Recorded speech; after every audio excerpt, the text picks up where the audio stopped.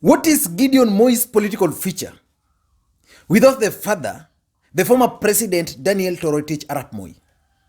Because one thing is clear, that Gideon Moi was the favorite son of the former president. But can he survive in this rough political terrain in this country without the support of the father? That's the question which most Kenyans are asking. But for us to understand all those, we need to go back and understand who is Gideon Moi. As we all know, Gideon Moi is the favorite son of the former president Daniel Toroitich Arap Moi. And when Moi retired from politics, Gideon Moi inherited his seat in Baringo Central. Remember, Baringo Central had only known one member of parliament from independence, that is Daniel Toroitich Arap Moi. And when Moi retired in 2002, Gideon Moi inherited that seat overwhelmingly. But in 2007, during the ODM wave in Rift Valley, Gideon Moi was defeated with a landslide by a guy called Sami, what was the name? Sami Muita, the former land commission of lands. And again in 2013, Gideon Moi made a political comeback as the senator of Baringo Central. And in the last general election in 2017, Gideon Moi made it very clear that he was planning to run for the presidency. And in an effort to lock him out, William Samoei Ruto offered a candidate, sponsored a candidate, a very strong candidate, to ensure that he was defeated. But that one did not happen. Gideon Moi still emerged victorious. And right now, the father has died. But can Gideon Moi survive in Kenya without the support of his father? Can he survive without the support of his father? Because if I ask you the other name of Gideon, you might not tell me. You will only tell me Gideon Moi. But can he survive without the name Moi or without the figure of Moi behind him? In my view, he can survive or he might not survive depending on these four factors. Number one is what I can call the KANU network. In this country, there are only two political parties which have grassroots support. That is ODM party and KANU. And if you look at the history of political parties in this country, you realize in most cases, political parties are just used as vehicles. But at least ODM from 2005 has survived. KANU has survived from independence. And Moi left KANU with a very wide network across the country. And it's very possible for me to go to Nyakach in my village down in Nyakach there and find a guy who is a diehard supporter of KANU. And that's translated all over. That's why during national events, it's very possible always to find some Wazis in that famous KANU tie and the cockerel lapel. It's very possible to find people donning on KANU t-shirts. It's because of the network of KANU. I don't know whether it's still strong as it used to be, but that network of KANU is there. So what Gideon Moi needs to do if he has to survive, then he must now be proactive and reactivate that network. And apart from that network, Moi ruled this country for 24 good years. Which means within the 24 good years, Moi made friends across the entire country. So it's just upon Gideon Moi to activate those networks and use them for his political gains in this country. I think if he can use the networks of KANU properly, then he can survive. But if he can't make good use of the KANU network, then I'm sure Gideon Moi cannot survive without his father. So that's number one. Number two is Uhuru Kenyatta factor. The future politics of Gideon Moi, in my view, also depends on Uhuru Muigai Kenyatta. What I mean is very simple. Uhuru Kenyatta is the president of the Republic of Kenya today. courtesy of Mzee Daniel Toroitich arap Moi. Anaweza rudisha mkono. If Uhuru can pay back the Moi family, then the future politics of Gideon Moi is very bright. In fact, within the political circles, there was some intelligence reports that Uhuru Kenyatta was planning to support Gideon Moi or to endorse Gideon Moi in 2022. And basically that explains why Uhuru is lukewarm towards his support for the Deputy President William Samoei Ruto. It's because of that simple fact that without Moi, Uhuru would not have been the president. And there's also the story that Mzee Moi had a pact with the Kenyatta family to return a favor.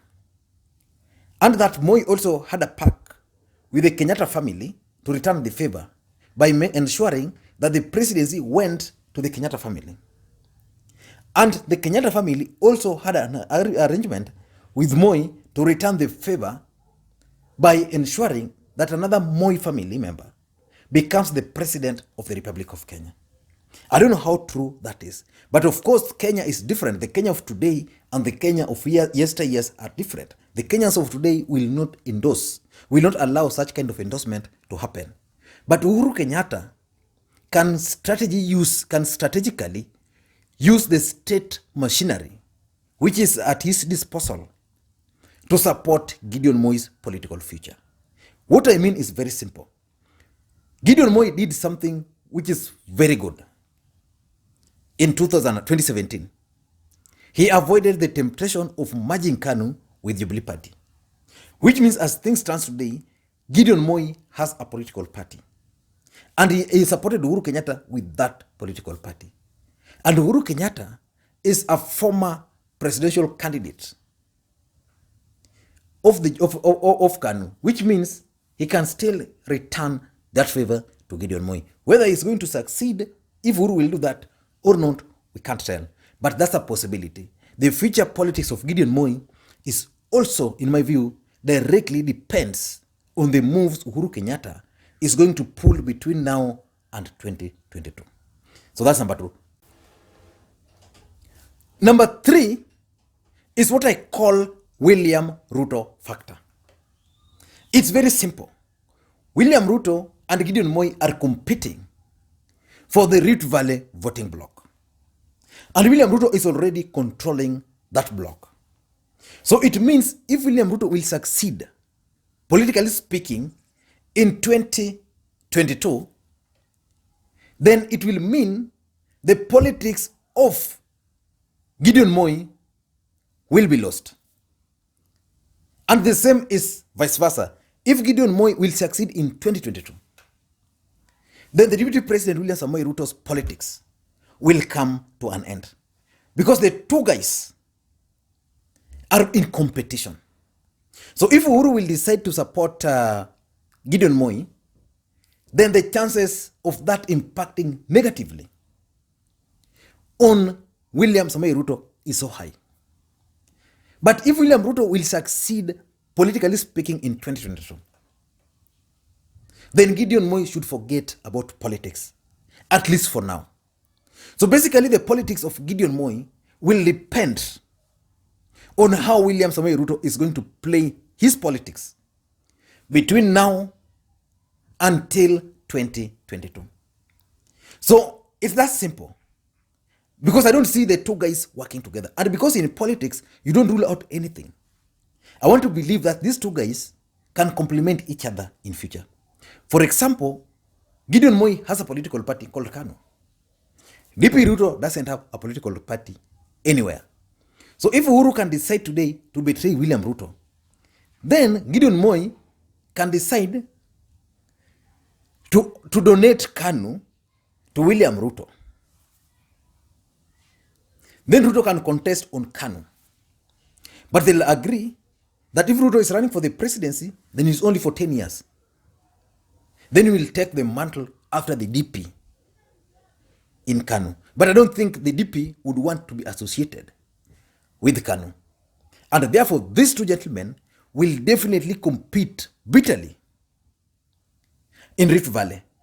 Remember, even when Moi was alive, the DP highlighted that the other day on Citizen TV, that the president himself was not comfortable with him taking over in Rift Valley. But while the president was doing that, the president was favoring his son, Gideon Moi. So it means the enmity between these two guys has an origin which began long time ago. And the DP also revealed that from 2016 up to today, he has not seen Mzee Arap Moi. And his handlers are always blaming Gideon Moi for the cause of that. And I can only conclude one thing, that these two gentlemen cannot work together. And since they cannot work together, the politics of Gideon Moi will directly depend on William Samoei Ruto. As any success for William Ruto, politically speaking, is disadvantageous to Gideon Moi. So basically, in short, for Gideon Moi to succeed in politics in this country without his father, William Samoei Ruto must fail and fall. That's simple. And lastly, is the KANU past record. Gideon Moi has a political party. The political party is called KANU. When Moi retired, before Moi retired, he predicted that KANU was going to rule for the next 100 years. But the fact is, KANU was defeated. But you can still say that Kibaki was a member of KANU. But in my view, I find that simplistic way of looking at things. But are Kenyans ready for a rejuvenated KANU? I don't think so. Because this is even manifesting itself at the death of the former president, Daniel Arap Moi. Kenyans have not forgiven Moi and KANU for the ills facing this country. Talk of corruption, economy, and the rest. And KANU's history cannot allow Kenyans to support it. There are people who would easily embrace KANU. But because of the history of that political party called KANU, they would rather just stay away. But can Gideon Moi decide to rename KANU or rebrand KANU? Because I remember there's a time he tried rebranding KANU to KANU Fresh. I don't know how far that went. But still, when you talk of Gideon Moi, Nick Salat, you talk of KANU. And you talk of KANU, ile KANU ya jogo, ya tengeza mgono kidole kimoja. So I think the past record of that political outfit called KANU will also determine the political future of Gideon Moi without the father. So those four factors combined will dictate or will determine the politics of Gideon Moi without the presence or the support of the father. Because the father is no more. I don't know what you think. But in my view, Gideon Moi's politics will directly depend on those four factors. And if there's any factor which you think I've left out, which can determine the politics of Gideon Moi in future without the father, then you can let me know. And if you're bumping on this video for the first time, I want to just do me a favor, one favor. Just take a second or two and hit the subscribe button now, so that next time we produce a video like this, you get notified. And to the subscribers, I want to continue thanking you guys for your continued support. Because without your support, this channel would not be where it is today. Thank you guys, and may you have a good day. Bye-bye.